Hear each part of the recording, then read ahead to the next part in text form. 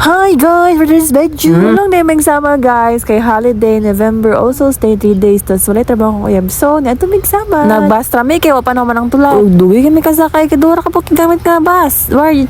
So, nakatulog siya kay dugay man kami. Tapos pati mang inita ka ng airman. Nahalata sa kong na. Nga pati kahaga. Gusto ang tako nga siya gila sa bintana. Ang ta siya sa view. Pero dili yun siya. Kaya para na siya kasandigan. Di ay. Init kayo. Tapos tawad na nabot na magsamal. Muna nang hash na samal. Ang pinya plata. Samal for short. So, paminig ba katagaputian mami, di may bata. Gift namin yan ni Kung naabot namin sa mua, gumbak pamihawa, may nagbaktas. Ang rason nga nung niuli, gigog samal, bisag wala siya ni muli, gud ko, kaya kung manghod, nag-birthday, so late na siya 2 days, o niya, nag-promise mo ko sa manghod nga, taga na ko siya regalo. To as ate, dito ba dun, bisag wala tayo kwarta. Ay, bago nag-graduate tayo kwarta. Pasensya na mo sa kasaba sa akong mama ha, sabahan yun na siya dahil. Storya mo siya sa akong iyaan nga na sa Australia, si pangita sa kuno ko reply ka. Wala may signal sa samal, tabangan niyo, nag-abli akong manghod kay stapler, magod na. No, anong punggi stapler na kung taman-taman no, hindi ka balo mo abli akong manghod, bug. Yeah, katananda, tayo wakaila akong manghod kinsan na. So mo na ang regalo na ko sa manghod, mo na iyang gusto nga regalo kay nung tanan ko sayang gusto regalo ana siya. Gusto ko pa ate ng pink dress, parang akong princess. Mo na ingon day. Natuman yun, yung regalo nga gusto. Yung regalo niya ni saya ha kay ano, shoes, sandal. Ano pa yung kay wash kabalokan sa iyang pasalamatan kay wash kalasong uyab. Sige na natin siya akong mga property katabian anang bata halingaw ka property ka sa puton. Okay lang, cute mo po duwat na ko. Uy, kasabas ako mama ko. Sabihin mo. Tanungin mo. Ano pangalan niyo po? O, di ba siya kayo? Naman ako siya mga candies o biscuits dara ka para baon niya sa school. Kay grade 1 pa man ako manghod dahil. So, ipasukat ako kay basig gamay or dako or kay siya kadi. Magmunda ko ma-estimate ba ang sana ang iyang lawas kay di man may always go uban o niya. Gusto kong tako nga dako saya para masuot pa niya pila ka tuig. So, anak kay tama raman sa iya ha. Pila na kay dali ra kanya matubuan kay with one pabayan na paspas kaya siya mutubo dahil paspas kaya mutubo ang babae kaysa sa lalaki. Unya ang chanelas ang shoes niya is dako siya alawan, so napi ko madugay na siya, masuot pa niya magdugay kung di maguba. Sa malipay nga maabot kog samal kay akong iro among iro dihay. So sis gibay na siya diri sa samal kay di kay siya katarog kaon diri sa ikulan kay Ang kwarto. wala kay tao ba, so muna among balay sa una di ako gagpuyo ang itudo na ako sa akong uyab as ako gatulog, tapos ama ka namang balay day, tapos sa likod ana ang nursery sa among farm, dili mi dato ha anang dagan mig balay kay daga diri magud mi, so bali daghan magud mag-migrate diri akong lolo mag-originate diri nagpuyo, so pag muli ang mga anak magbiot og balay, so mo to daghan kay mig balay nya usay ka nang pag na sa dagan nandito sa summer at tunupog Davao, so mo to daghan kami balay day mga gubat na nang kani mapuy-an. So aktong bala kong tudlo is pag gubat na gito siya day kay wala may puyo dito pero kay nalaman akong mama, so sila ang nagpuyo dito tas ininobit ito puhon kung kaluyan ay mga kwarta. Tagsa na pag ko ulit diri day wala akong iyaan kay may kwarta pa may dito day, tas naga-service ramang pud ni to tipid dunya nakita na ko akong lodra naabot na mi sa likod sa balay namo na video ang balay daan din ang mga balay naluoy ko kay nag-uling na, tas ba't makalamhap og kuan sa uling di ba na kuan kay ang baga ni mo, so mo to kung gi-joke-joke akong uyab gusto siya makapagbaka pati mo bitaw gusto siya makapagbaka in town. Kanang hayop na lang yun. Anya kay wala pa man tang kay kwarta akong gidala lang po sa lubong sa ila kay pan, so mo to gipaundang na sila. Muna mong bukid sa una mo nang gidak-an ako nga bukid. Unya nahapi ko ka nga dala na akong uyab dara ang bakita na ko ang kung asa ko nagdako og anong ingon ani char unsa di mi. So nami manggahan kanang gagmay pa man di mo as in kusog kay mamunga kay gagmay pa gani amot na may mga mangga nga gagmay pero man mamunga man siya amot tong nanana sila na may uban pod nga mangga dra nga mamunga gyud siya atong mangga kabayo ana, so wala ako manggahan dira sa una mga kada mangga ginasiligan na namo ginapaswan para mamunga lagi para maka pud mi og makakwarta pud mi ba sa bunga para mapuslan kay Hit kayong panahon sa una day, magkupras rami day, maguling, bagol, mura na mo pangita diri sa una, pero ang bukid is malipay ka kay peaceful man siya mingaw unya. Kanang walay saba, mingaw gani. Puro green lang imong makita, wala na internet sa una. May internet diri karon na may wifi, so karon mo pud signal pero wala siya wifi.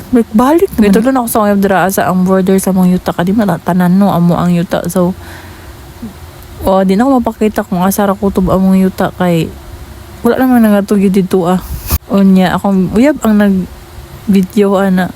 Amaze ka siya sa beauty sa bukid kay abot lang, di man pud siya taga bukid. Plan lang sila samal. So, napakita naman ako sa uban na video na ko. So, kung ang tanaw ka, di, wow. Hares. So, hapon namin naabot dahi. Unto pa may nagikan niya. Hapon namin naabot kay Duga. Lagi nakasakay ang bus niya.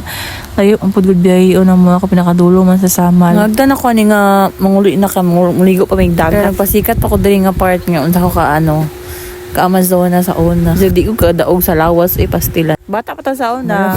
Kumukat-kat og mga mangga bayaba, sinigwilya sa parang prutas. Pati good ka sirok kaning bata, tano. Pamura na siya mo, gawas mo. Lagi ako sa mong balay, mangwara ko puta sa mong tilipan. Pag gani, tawagon, magkaripas, pagdagan, mahulog na kay ginauyog na namang mga sanga para mga hulog ang prutas. Makamingaw sa una, ang kalingaw ba niya. Karon wala ko ganahin nga nag-adult na kay pati nang daghan ng problema imuha na tanan. Wala ko kasabot asa intaw ko magsugod kang ikaw na mismo ang bahala sa imong kaugalingon. Pero carry lang, pasalamat kaya punta sa Ginoo nga na po ta diri nga part kay kung dili ambot lang gusto pa mo ko mabuhi dahil bala magkalisod basta kay buhi ka. Laban lang. Bisag way kalaban ko. Ikat na ako kasi pumigchismis akong uyab diri. Dugay pa ako naog kay na siya may tabi.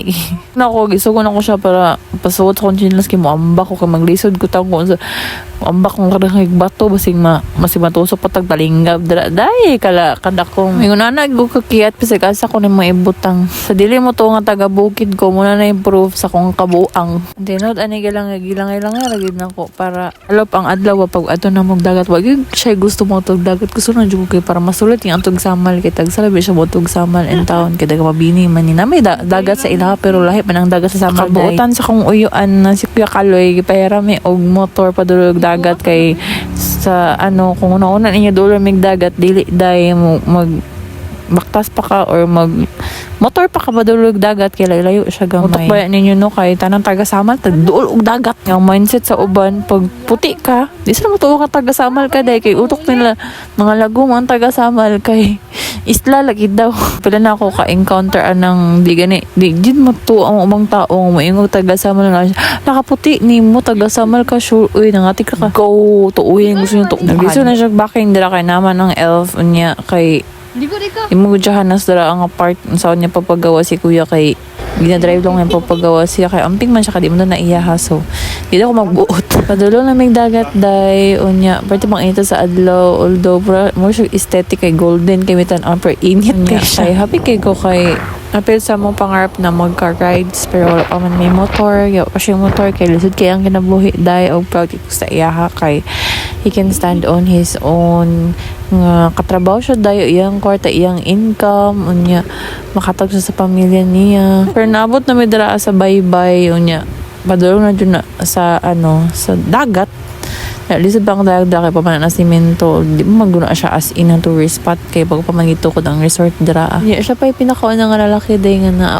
adto na kog samal nga uyab gyud nako siya nga napailala na ko nga uyab na ako nalipay ko kay nadawat akong pamilya kay sa una kay bawal mo kung mag-uyab day kay nag-eskwela pa man niya stricto biya akong pamilya karon kay nahuman naman inyong so pa din na unya kay malipayon pug ko kay grateful po ko sa akong uyab day pwede ka pa masinabtanon bisag unsa ka maldita abot gyud mi sa dagat day inya disclaimer lang dili ni resort wala dito lang mi niagi sa kasada sa katong naay bag-o nga resort wala kini din siya sa resort so balik kang word basta libre na siya dira nga part kay tapad na sa katong resort kung ginabuhat pa nya dira nga part kay nalipay ko kinamot siya sa samal day nakita ginamong isla day nga ano lang siya, mag-wander lang siya sa una, anong dagan na mag-visit sa Samal. Tourist spot yun ang Samal tungod sa mga beaches na mo. Pero wala namin nalipay kasi ka-brand out, kini kadaog ang isla sa sa kuryente, kadagan nakag-resort, dagan nagagamit sa kuryente, so magpalong-palong na siya. Kaya ako ay utang ang kuan, din na ako ibanggit ba si Mano pa. Wala may nagbaog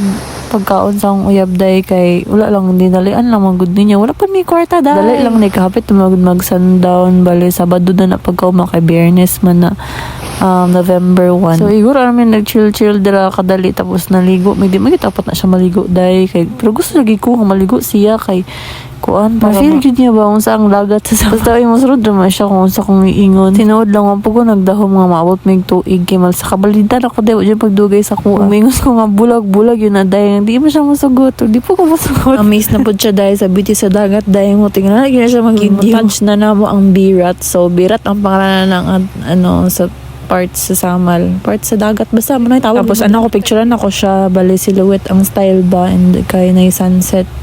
Ito, aesthetic siya tanan pero init pa kaya na siya day. Nato yung nangaligo sa unahan na nakatong sa may resort nga part pero pumunta na siya na human so pwede pa siya liguan malilibre pa siya. Itong resort kay doktor daw tapos mo dito kay siya sa una naka-encounter may experience gid sa iya nga iyang giabog tong taga Samal nga nag-park sa iyang property although bawal good siya pero pwede naman ka mag-approach og tarong hindi ka makabastos og laing tao ba kay although we have the capability or advantage sa ubang tao, we should always be kind kay pareho raman tag hangin naging ginhawa o ginabarugan nga yuta diri sa kalibutan nagyatag sa Ginoo. So let's back and track. There na part is ni balhin mi kay init ka dito nga side na picture man mi kay sunset pero yung inita. So dala nga time is gusto na ko maligo kay nagdali mi kasi kasabaan mi sa uyo anday mawala sa lagi nahagad pa na ako maligo si usni dira day kay siya maligo day kay alas 5 na daw ko sunset by sunset man mi wala pa man siya ni